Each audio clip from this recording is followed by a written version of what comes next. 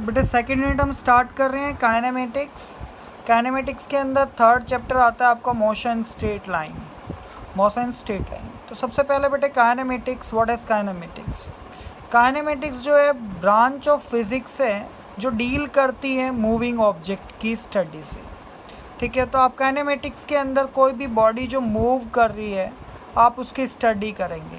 आप उस moving body की वेलोसिटी, स्पीड, कितना डिस्टेंस ट्रैवल किया, कितनी डिस्प्लेसमेंट ट्रैवल करी, कितने टाइम में किस जगह पे पहुंची है, आप ये सभी चीज़ बता सकते हो। ठीक है, तो काइनेमेटिक्स में हम स्टडी करेंगे मूविंग ऑब्जेक्ट की। पर बेटे काइनेमेटिक्स में आपको ये नहीं पता होता कि वो जो बॉडी है उसके अंदर मोशन किसकी वजह से आया। आपको उस फोर्स का नहीं पता होता जिस फोर्स से मोशन आया है उस बॉडी के अंदर।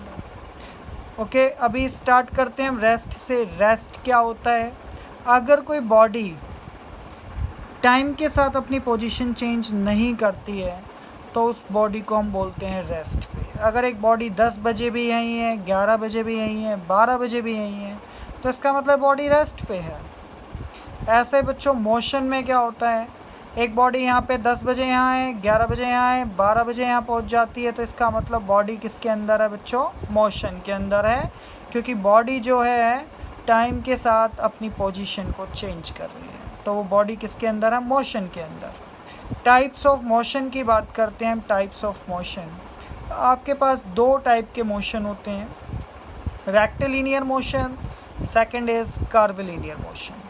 रेक्टिलिनियर मोशन के अंदर जो होती है बॉडी स्ट्रेट लाइन में मूव करती है। बॉडी किस में मूव करती है? स्ट्रेट लाइन में मूव करती है। कर्विलिनियर मोशन में क्या होता है? बॉडी एक कर्व के अलोंग मूव करती है, कर्व के अलोंग। ठीक है, तो उस कर्व के अलोंग 2D डायमेंशन भी हो सकता है, 3D डायमेंशन भी होता है। तो कर्विलिनियर मोशन के अंदर आपके 1 डायमेंशन, 2 डायमेंशन और 3 डायमेंशन मोशंस आते हैं। तो 1 डायमेंशन मोशन क्या होता है? अगर कोई भी बॉडी जो है स्ट्रेट लाइन में मूव कर रही है, जैसे मोशन ऑफ ट्रेन, इसको हम क्या बोलते हैं? 1 डायमेंशन मोशन, क्योंकि बॉडी किसी भी एक एक्सिस के अलोंग मूव करती है। ऐसे बच्चों आपका 2 डायमेंशनल मोशन आता है। 2 डायमेंशनल मोशन में जैसे बेटे दीवार के ऊपर कोई भी छिपकली मूव कर रही है तो वो 2 डायमेंशन में मूव कर रही है। वो कितने मोशन में मूव, कितने डायमेंशन में मूव कर रही है? 2 डायमेंशन। जैसे बेटे ये आपका X axis, Y axis and this is the Z axis. तो अगर कोई बॉडी इस वाले प्लेन पे मूव कर रही है तो वो एक्स वाई प्लेन पे मूव कर रही है, इस पे मूव कर रही है तो वाई जेड, और इस पे मूव कर रही है तो जेड एक्स। ठीक है बच्चों, ऐसे ही 3 डायमेंशन मोशन आता है। कोई भी बॉडी स्पेस में मूव करती है, जैसे फ्लाइंग काइट, फ्लाइंग बर्ड्स। ठीक है, तो ये सभी के सभी क्या हैं आपके पास में? ये सभी 3 डायमेंशन मोशन के एग्जांपल हैं।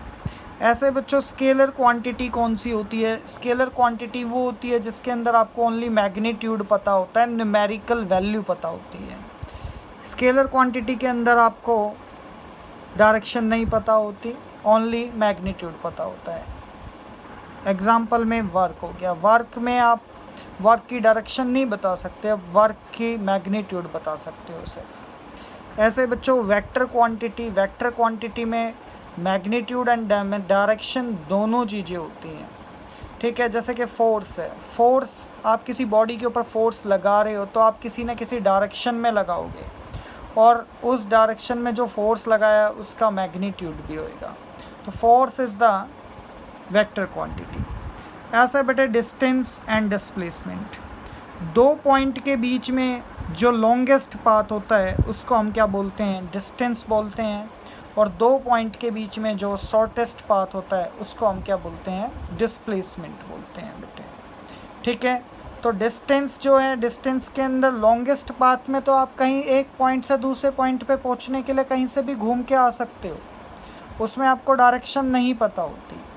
पर डिस्प्लेसमेंट में शॉर्टेस्ट पाथ में आपको डायरेक्शन पता होती है कि शॉर्टेस्ट पाथ सिर्फ आपका यही हो सकता है, एक इसी डायरेक्शन में जाओगे तभी शॉर्टेस्ट पाथ आएगा, एक पर्टिकुलर डायरेक्शन।